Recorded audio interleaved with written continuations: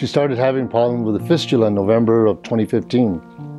And she was leaking from the side of her fistula, and she saw several doctors in El Paso who literally didn't want to touch her or do anything. I didn't physically touch her or examine her. My nephew, who's a trauma surgeon in El Paso, said, "Uncle, you want to go to Omaha, Nebraska?" Transported her to the hospital. Mind you, it's about 10, 11 o'clock at night. Never been to Omaha in my life, but I'm a retired soldier, and I figured I can conquer this. I mean, I can been to battle, so I can do this. So we got here, and I mean, a team of individuals just literally attacked my wife. Just boom, boom, boom, this. She was very sick when she arrived. You know, she was on a breathing machine, and her abdomen was open, and she had been in the intensive care unit for all the time leading up to when she got here. Anna wasn't even aware that she was in Nebraska, I don't think, for probably the first 3 or 4 weeks. And really, in those earliest operations, what we were trying to do was, the bowels were so swollen, they were mostly on the outside of the body, and it took us probably 6 or 7 or 8 operations just to slowly get the front of the abdomen closed again on top of the bowel, just so that it wasn't on the outside. Then we could start to talk about how we were going to deal with the areas that were leaking. Suddenly I woke up and I was here. I thought I was going to have a transplant. Dr. Mercer he's number one. He said, no. He goes, we're going to try with the intestine. We'll just cut part of her intestine. And that's what he did. I must say, I did that, and I came out and I talked with Richard, and I think we were both we both appreciated the gravity of the situation. We realized how serious it was, because I told him, I said, Richard, I've removed the diseased bowel, but I don't know if Anna has enough bowel left to be able to manage on her own. Maybe that she has to be on permanent intravenous feeding after this.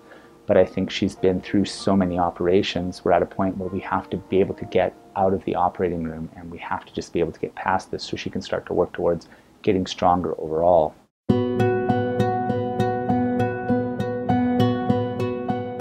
I could see, based on how that operation went, I could see the path forward. And then we came back and we sort of got into the final operation.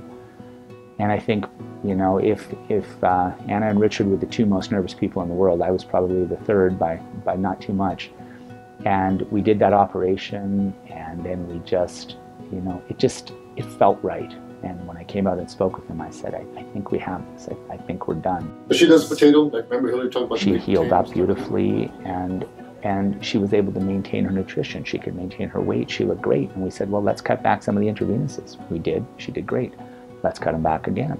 Kept doing it until eventually the dietitians called me one day and said, we just took her off of intravenous feeding. She's completely off.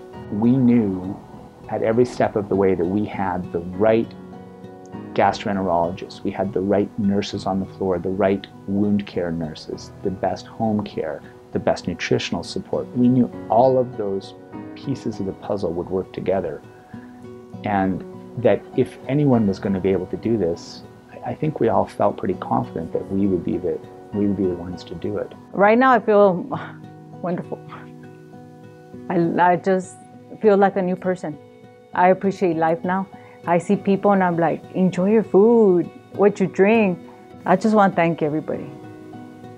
The whole staff, everybody, the nurses, Dr. Mercer, all the doctors, they saved my life. It did teach us that there is hope out there. Never settle for one person's opinion. Seek a second opinion, a third opinion, because there's always somebody out there who will help you and guide you. And their motto here, serious medicine, extraordinary care, they live to that mission statement and that motto in my book. And I would not take my wife anywhere else in this country but here, to Omaha, Nebraska. We need more hospitals like this out there in the U.S. We do. This is one of the best. This is one of the best.